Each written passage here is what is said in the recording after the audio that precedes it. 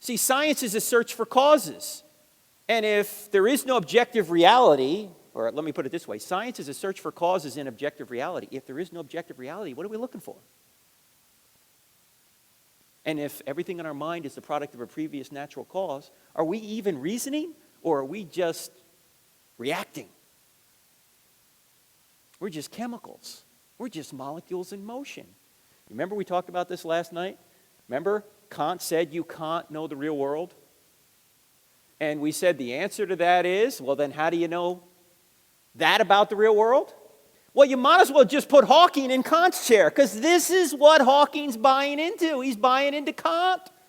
That's why I said last night, if you can't understand Immanuel Kant, you can't understand modern philosophy, and now you can't understand Hawking unless you understand Kant. He's given up objective reality in order to say that there is no God, basically. That's what he gets to.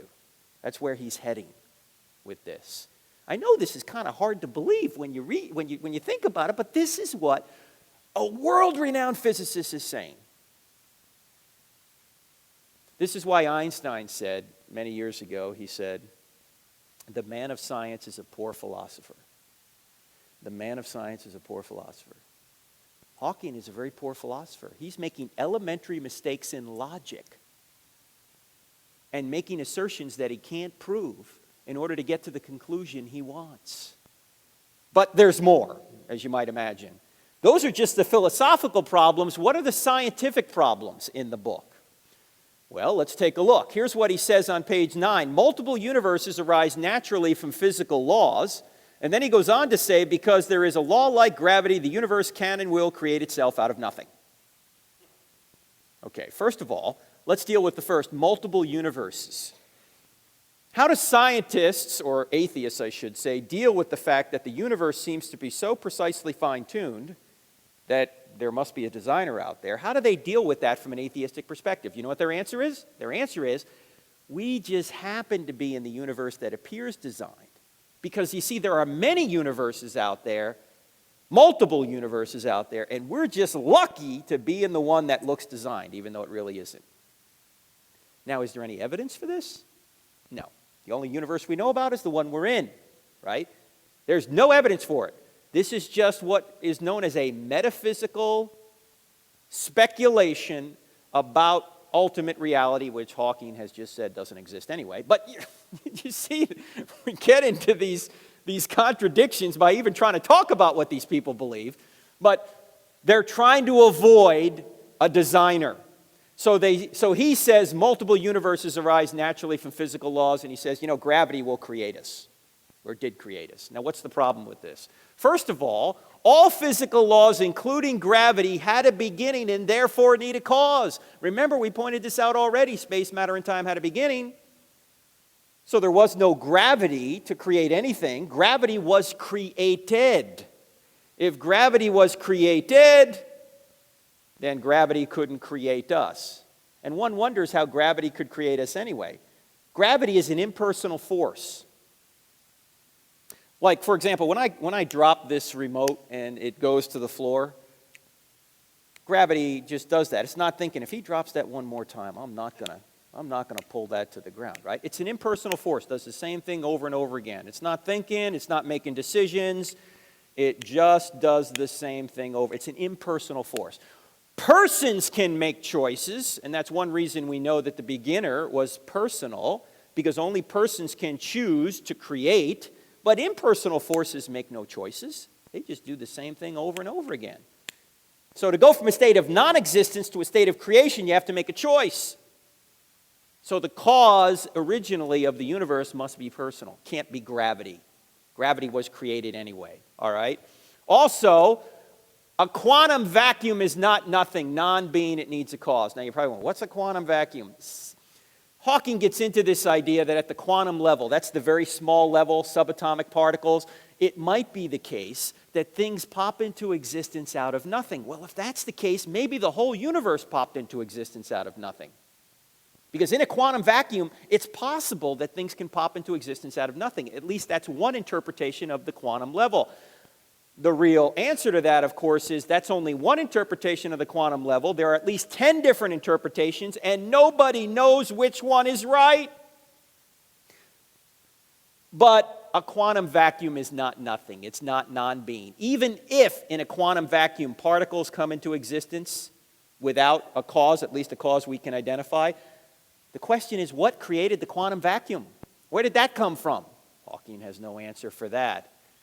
Finally, the speculative multiple universes, even if they exist, need a cause. Yesterday I gave a quote early on when we were talking about the cosmological argument. It was from a cosmologist called Alexander Vilenkin, a Russian cosmologist, and he said this, that scientists now must deal with the fact that the universe had a beginning. I'm paraphrasing, but that's the short end of his quote. And this guy, Vilenkin, is a believer in the multiverse, that there are many universes out there. But even Vilenkin admits, he said, even if there are all these other universes out there, the whole show, all the universes together need a cause. They had to have a beginning.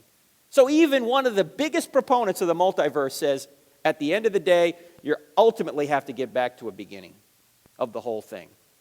So even if he's right about multi-universes, it doesn't help them avoid a beginner, okay?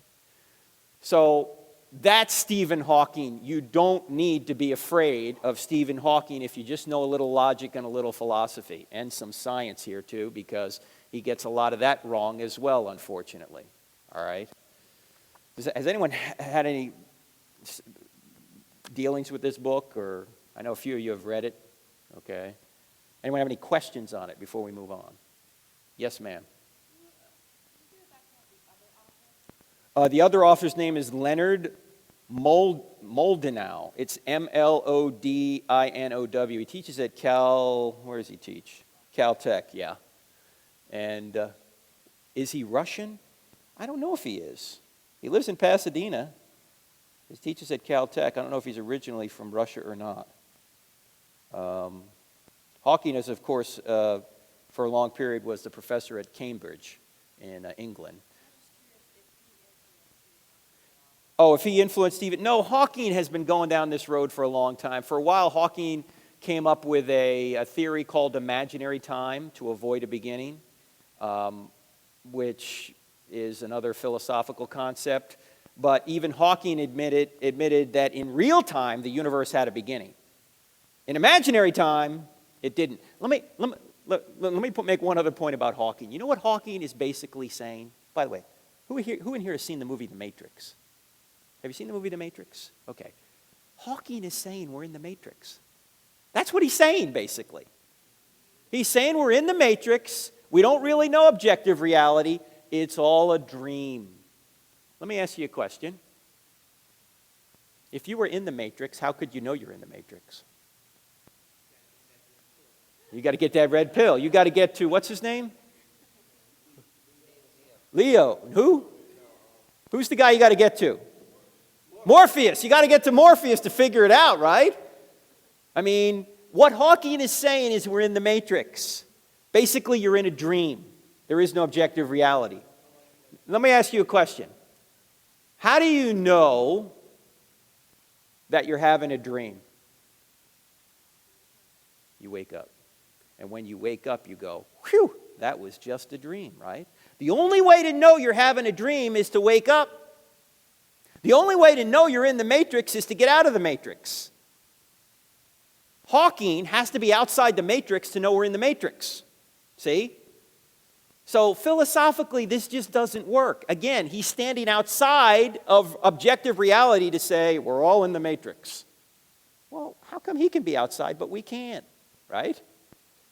It's like Kant saying, you know, I can see objective reality, but you can't. You can't. There is an objective reality, but you can't know it. Well, why can you know it, but we can't? See?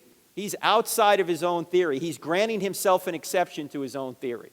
Okay, that's the grand design by Stephen Hawking. You don't need to be afraid of it.